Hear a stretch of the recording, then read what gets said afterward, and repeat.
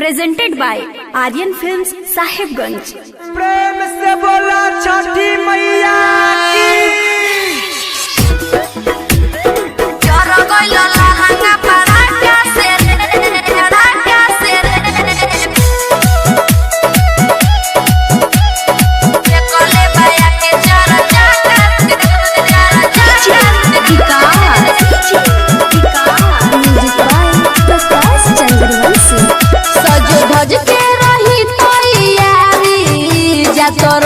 छठी माई के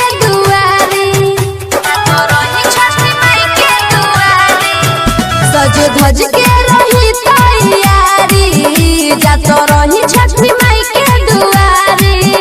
भीड़ लागल रहे बड़ा जब बाजे लागल बाजा, भीड़ लागल रहे बड़ा जब बाजे लागल बाजा। उ तो चली गइले फाका से रे, जर गइल लहंगा पड़ाका से रे, फेकले बाया के चारा चाका से रे, जर गइल लहंगा पड़ाका से रे, फेकले बाया के चारा चाका से रे।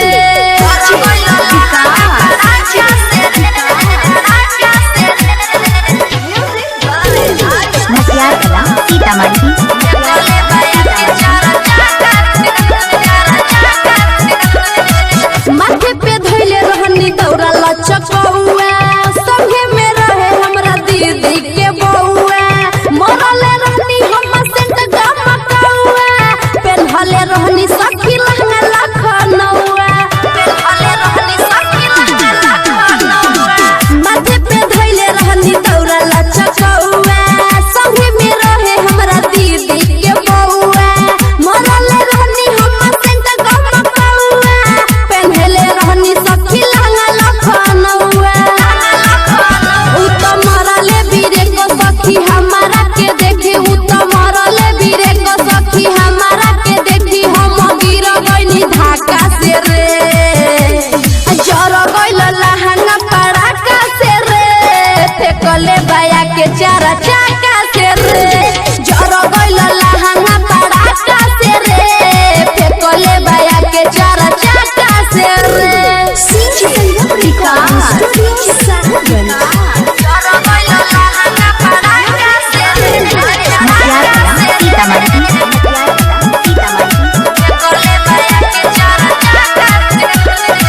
छने में भीड़ सब गइल बा जुट हो, सेव नारियल हमर गइल बा फुट हो।